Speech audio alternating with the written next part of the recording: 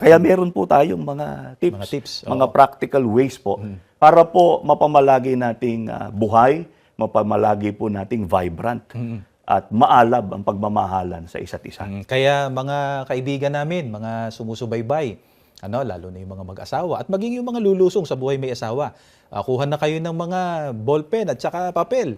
Isulat ninyo ito. Halimbawa, go for a walk together. Yan. Mahalaga po yun. O kaya ay go to a movie. Kung may pambayad Kung may sila pambayad. sa sinihan po. Pero ngayon naman ay meron ng mga subscription po. Marami naman eh. O kaya ay listening music together. Nga po, maganda Diba? rin po yan. Lalo Opo. na yung mga favorite na... Para makapag-reminisce, makapag-look back dun sa panahon ng kanilang kabataan. Kaya nga po, may mga theme song pa, di po ba?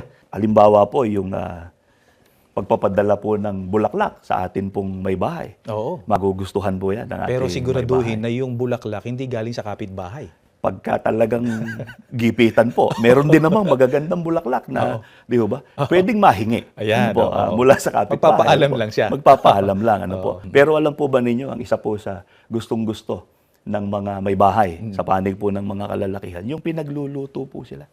Ayan. Sa halip na sila po ang gigising ng maaga para magluto ng almusal, bakit hindi po natin subukan? Na tayo naman ang bumangon ng maaga. Siguro kapatid At na magluto. dyan napakahusay mo magluto. No?